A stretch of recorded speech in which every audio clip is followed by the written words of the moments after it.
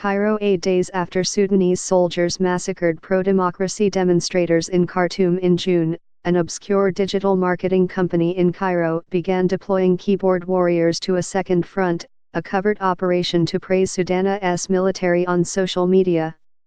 The Egyptian company, run by a former military officer and self-described expert on internet warfare, paid new recruits $180 a month to write pro-military messages using fake accounts on Facebook, Twitter, Instagram and Telegram.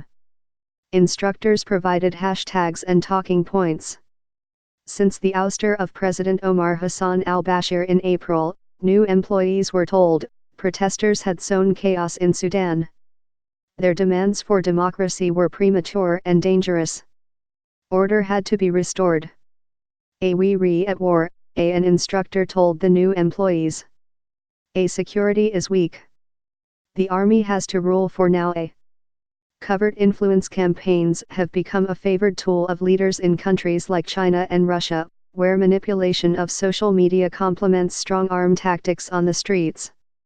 In the Middle East, though, those campaigns are being coordinated across borders in an effort to bolster authoritarian rule and douse the kind of popular protests that gave rise to the Arab Spring in 2011.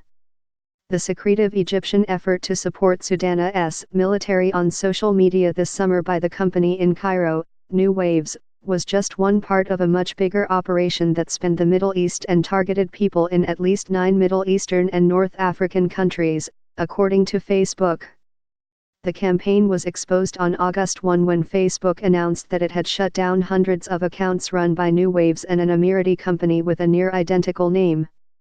Working in concert, the two companies used money, deception, and fake accounts to leverage their audience of almost 14 million Facebook followers, as well as thousands more on Instagram. In an interview, a Facebook spokesman said the company had not found sufficient evidence to link the operation to the governments of Egypt or the United Arab Emirates.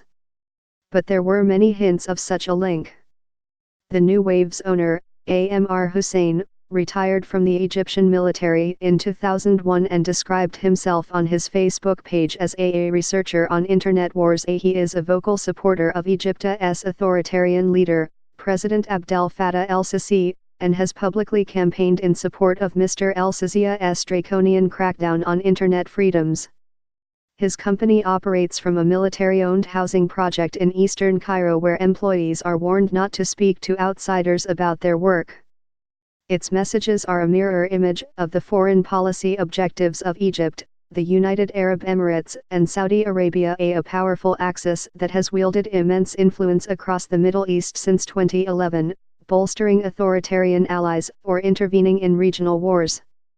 The internal workings of New Waves were described by 4 people with knowledge of the company who spoke on the condition of anonymity because of the sensitivity of the matter with the Egyptian authorities.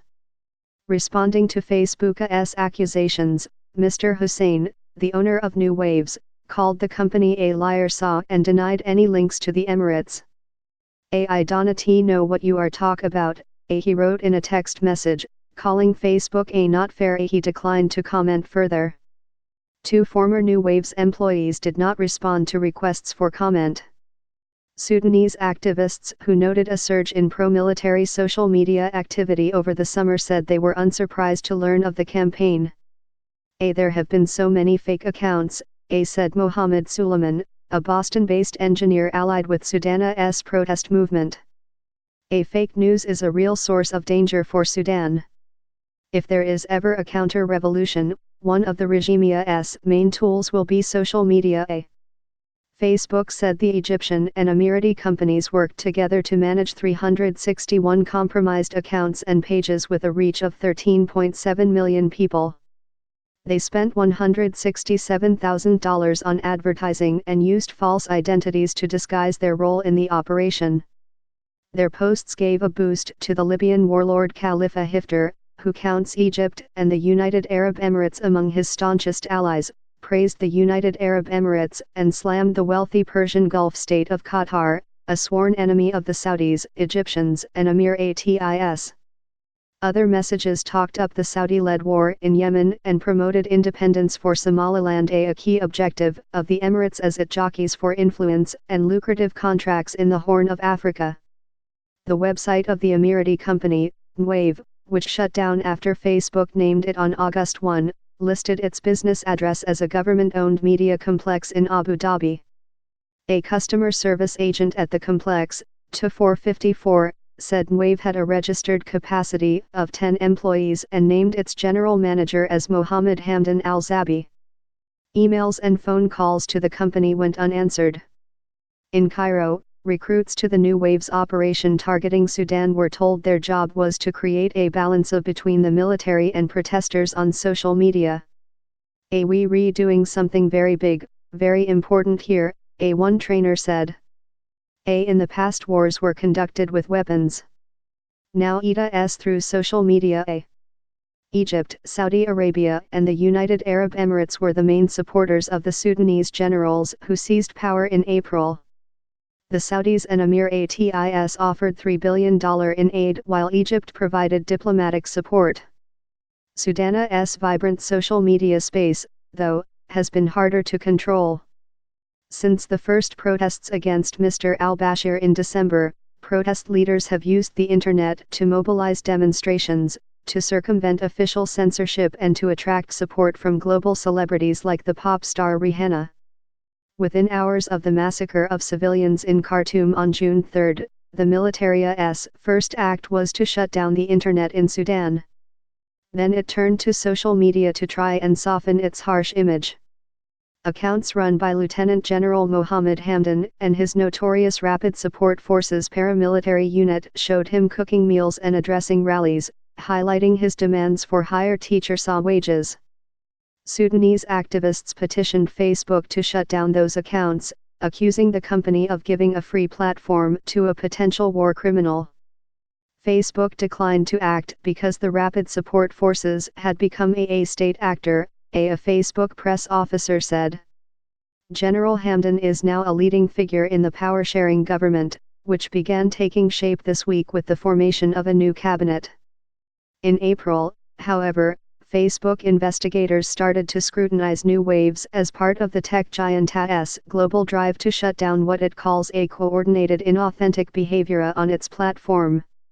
Sudanese democracy advocates had also noticed something awry, a stream of pro-military posts on Twitter written under false names, often using photographs of prominent activists or musicians. They identified the tweets as fake, they said, through Arabic language tics that suggested they had been written by non-Sudanese. For example, tweets rendered the word Sudana in the feminine, while Sudanese write it in the masculine. The new Waves operation had echoes of the Egyptian state's approach to controlling online debate.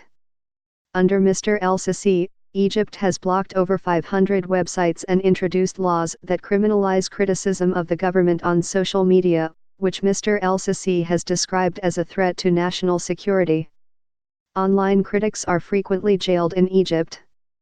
On July 7, a dual American-Egyptian citizen, Reem Mohammed Dessouky, was arrested on arrival at Cairo airport with her 13-year-old son. Officials confiscated Ms. Dessouky's phone, scrolled through her Facebook posts and charged her with using social media to undermine Egypt. She is being held at Kanatir prison outside Cairo. Her son has returned to the United States. Between 2015 and 2017, Mr. Hussein, the owner of New Waves, wrote a column for Al-Bawaba, a pro-military newspaper. Last fall he fronted a public awareness campaign warning Egyptians of the dangers of social media. From 2011 onward it's been a war of social media, Mr. Hussein said in an interview with a pro-state television channel in which he cited the Nazi dictum the bigger the lie, the more people will believe it. Executives at New Waves and its Emirati sister company went to considerable lengths to hide their role in the Middle East influence campaign, Facebook said. They obtained fake accounts to administer Facebook pages that purported to be news sites about 9 countries, including Sudan, Somalia, Kuwait, and Libya. The pages often featured genuine posts about real news or light entertainment items like cartoons, interspersed with fake items that followed a common theme.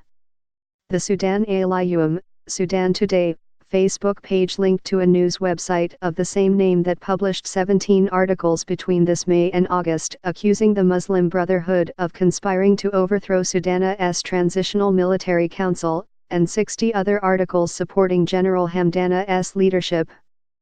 Facebook shared its findings with Twitter, which has taken down the New Waves account. Twitter declined to comment except to say it had removed several accounts related to Sudan. In an interview in July, Mr. Hussein claimed New Waves had just one client, a state-run theater production called Opera Bent Arabi. He is vocal about social media, he said, because Middle Eastern society is a special I talk about the dangers not only in Egypt in all our world, he said. On Friday, Mr. Hussein declined to speak further. I have nothing for you, he wrote in a text. Please forget me.